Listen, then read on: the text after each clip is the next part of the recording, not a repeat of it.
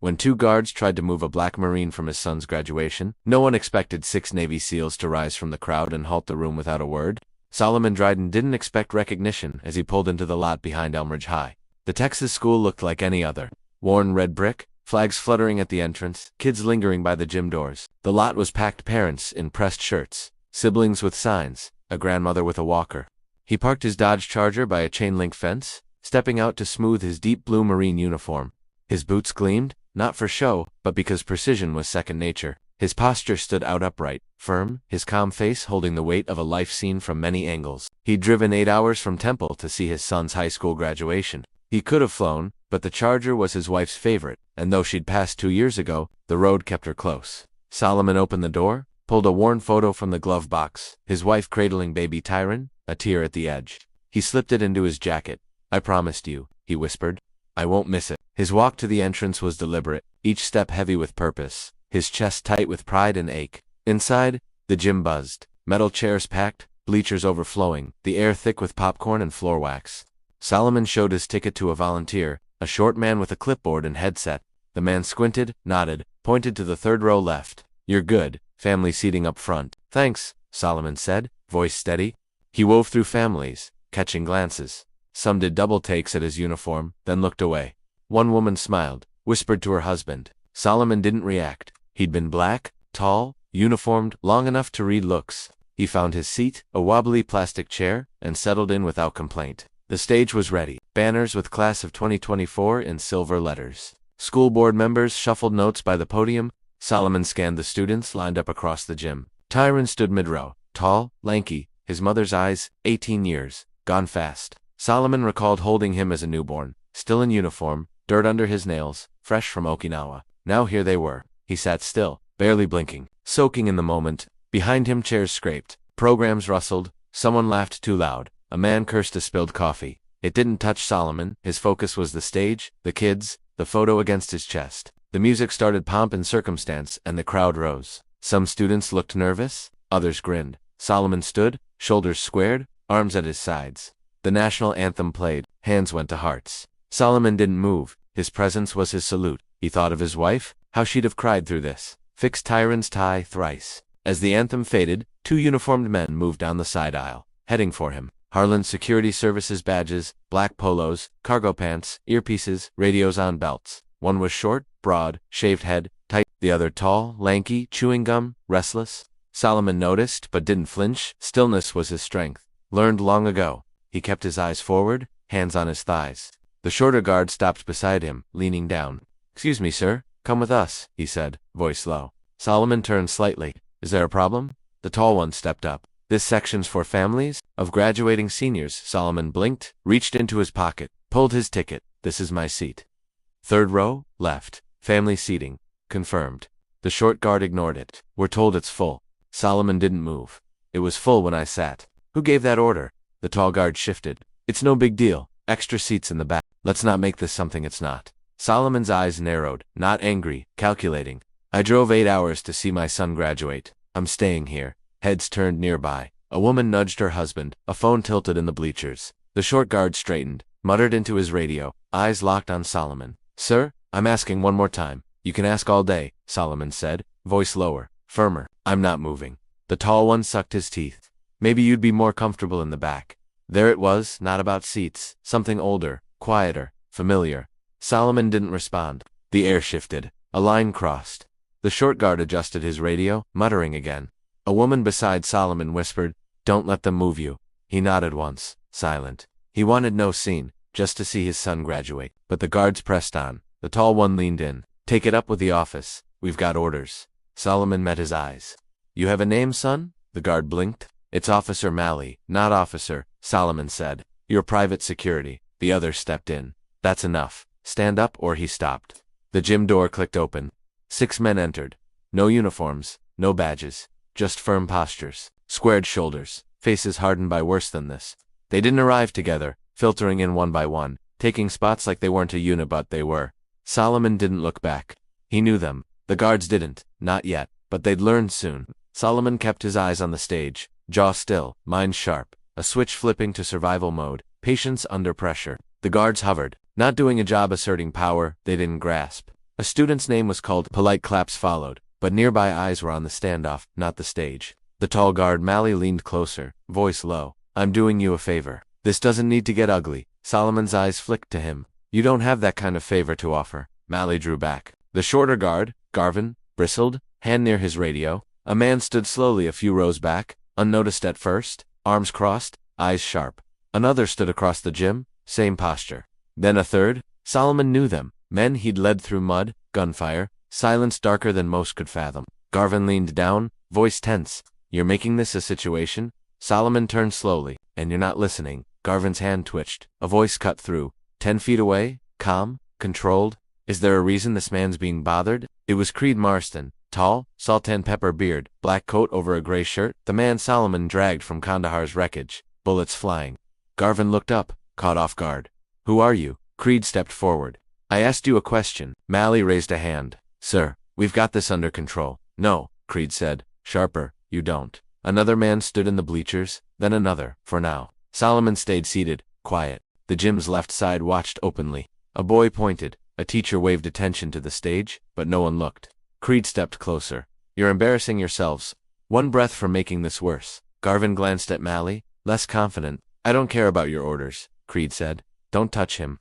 Don't tell him to move. The silence tightened, not fear, but respect swelling. Solomon gave Creed a small nod. Recognition. Creed's eyes softened. Then he sat, arms folded. The tension lingered. All eyes waited for the guard's move. The gym faded, stage banners, faces blurred. Solomon's mind flashed back 15 years. Kandahar, late afternoon, sun crashing down. A gunnery sergeant then. He'd briefed his unit when an IED flipped their Humvee like a toy. Metal and dirt rained. Gunfire followed, coordinated. Solomon ducked behind a doorframe, scanning smoke. 6 men down, pinned behind wreckage. Creed, 3 months in, bullet in his thigh. Crawled, dragging Enrique Soto. Solomon ran, no hesitation, dodging gunfire, sliding beside Creed. You're bleeding, you noticed. Creed coughed. Solomon pulled Soto, Creed limping behind. Where's Divas? Solomon shouted. Creed pointed. Under the hood, Divas, a young seal, was pinned, leg trapped, yelling. Solomon sprinted, slid to him, gripped the mangled hood, and lifted. His shoulders strained, ribs ached, but it budged. Divas yanked free. They crawled to the ridgeline, gunfire overhead. Creed, Soto, Lim, Horton followed, faces ash-blackened, rifles ready. When firing stopped, no cheers, just silence, breathing. All 6 lived.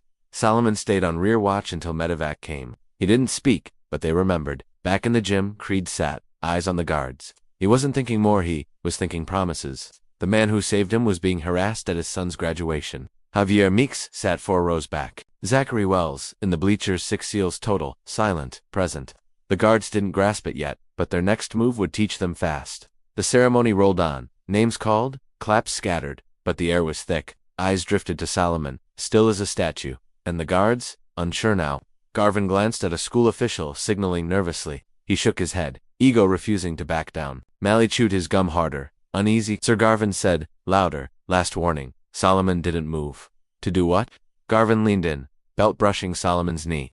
Stop making a scene. Move to the back. Solomon met his eyes. You're causing the trouble. Garvin's nostrils flared. You think that uniform makes you better than everyone? This isn't your base. The rows hushed. A girl stopped squirming. A dad froze mid-zoom. Mally stepped back. Solomon breathed, staying grounded. You need to walk away. Garvin's hand hovered near his belt. Threatening, Creed stood, slow, focused, stepping into the aisle. If you touch him, you answer to me, he said. Garvin turned. Who the hell are you? Creed stepped closer. This ends now. A school board member whispered to the principal. An assistant moved to the back, radio in hand. The staff sensed trouble brewing. All 6 SEALs stood, no cue, just instinct. Their presence like a storm's edge. Creed spoke again. 2 choices. Walk away, or let this go somewhere you don't want. Mally's voice cracked. Let's back off. Man. Garvin hesitated. Solomon spoke to Creed, not Garvin. Don't waste your breath. He's decided. Creed's voice dropped. Don't mistake silence for weakness. Garvin stepped back, face burning, outnumbered. The principal appeared, whispering firmly to the guards. They retreated to the back exit, avoiding eyes. Solomon exhaled. Creed sat. The 6 SEALs stood, the moment lingering, heavy with respect. Tyron Dryden watched from the student lineup, mid-row, between a girl with braids and a boy with a slipping gown. They laughed nervously, checking name cards. But Tyron's world had shifted. He'd seen the guards approach his father post-anthem, thought it was routine, but his gut said otherwise. He saw his dad's stillness, the same steel look from when Tyrone was 12, crying over a school slur. His dad never shouted, just sat, unyielding. Tyrone watched the guards crowd him, saw the first man stand, then others, not random parents, but his dad's men. He didn't know their names, only stories, Christmas cards, a Kandahar box in the garage. His heart raced, not with fear, but pride, fire. He blinked back tears, staying focused. The line moved. Names were called, claps resumed, but the room had changed. An assistant principal tapped Tyron's shoulder. He nodded absently. A classmate whispered, "That your dad?" Tyron didn't answer that Jim had seen it. Everyone knew who Solomon Dryden was. Creed stood, eyes on Solomon, still seated, hands on lap, gaze on the stage, unshaken. The SEALs remained standing, not posturing, just present, their silence louder than any mic. Parents clapped harder, as if erasing the tension. The gym pulsed with honor, not balloons. Solomon stayed still, not defiant, just present, a father watching his son step into adulthood. But when Tyron's name was called, the room would shift again. The line moved faster. Students fidgeted, adjusting caps, whispering. Tyron's mind stayed on his father, alone, yet centered, unshakable. The SEAL's silent rise showed him the weight his dad carried: medals in a box, a folded flag. Today, those relics walked. 3 names from the stage. Tyron wiped his palms, slowed his breath. The girl ahead grinned. "You ready? More than you know?" Tyron said, stepping forward. Solomon leaned forward, eyes locked on the stage, ignoring other students, focused on the boy with his mother's smile. Honor cords, red and white. 1 name, 2. Then the announcer paused, voice heavier, "Tyron Dryden." Silence, half a second, then the room erupted. Claps, whistles, cheers, not chaotic, but rhythmic, deliberate. The 6 SEALs clapped in unison, forceful, a salute without saluting, honoring father and son. Tyron crossed the stage, chin high, step steady, heart pounding with pride, not just for himself, but for carrying his father's name. He took his diploma, shook the principal's hand, faced the crowd, found Solomon's eyes. Solomon didn't wave, just smiled. Small, profound. Tyron nodded, stepped off, applause still roaring. Parents stood, some teared up, feeling the moment's weight. Solomon sat back, something loosening inside, not grief, but release. A circle complete. The ceremony continued, but each student walked in the echo of that moment, not drama, but truth. The final name was called 20 minutes later. Caps flew. Students screamed, hugged, phones flashed, balloons bobbed as graduates filed out. Solomon sat, soaking in the noise, music, laughter, red and silver gowns. Tyron vanished with classmates, high-fived by a teacher, hugged by another. He glanced back once, meeting Solomon's eyes, a look that held everything. Solomon caught it. The crowd thinned, families shuffled out with flowers. Creed approached as the gym emptied, silent at first. "You okay?" he asked. Solomon nodded. "Been through worse." Creed smiled. "Shouldn't have happened."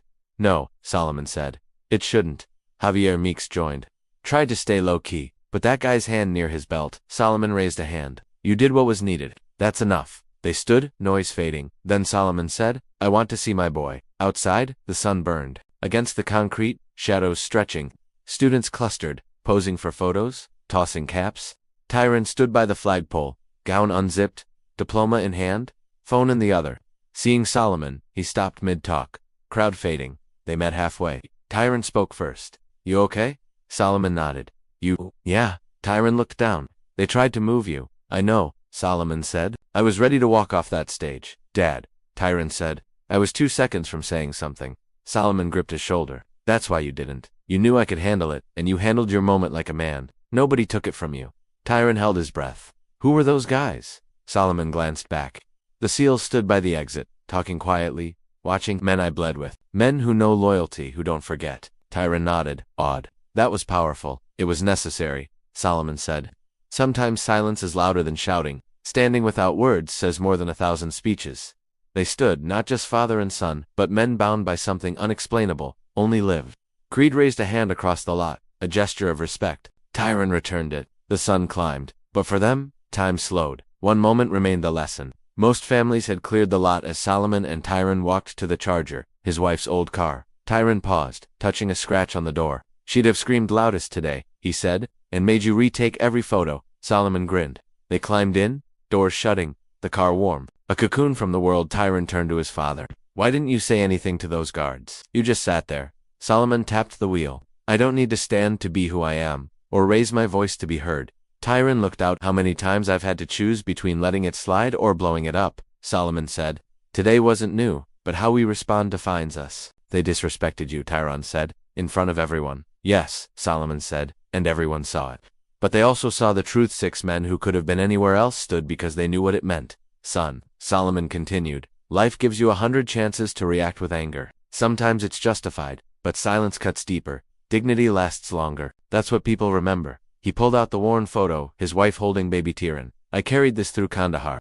Through losing your mom, through today. Not for strength, but to remind me what's worth protecting. Tyran's voice softened. You always knew who had your back. Solomon smiled. I didn't need to know. I had faith. Real men don't vanish when it's uncomfortable. They show up, they stand. Tyran paused, then said, I want to be like that, like you. You are, Solomon said. You walked that stage with pride. Didn't let anger steal your moment. Stayed grounded when everything tried to throw you. Outside, the last seals drove off. Creed glanced back, Solomon nodding once, a quiet bond. Tyran leaned back. What now? Solomon turned the key, engine rumbling. You picked dinner, Tyran grinned. Waffle House. Solomon chuckled. Of course. They pulled out, the school fading, but the gym's memory lingered for all who saw it. For Tyran, it was more than a diploma. It was the day he learned manhood isn't noise, but how you carry yourself when no one's watching. Some shout to be seen, others sit in silence. Never forgotten. If this story moved you, subscribe, share it with someone who needs to know what true strength looks like.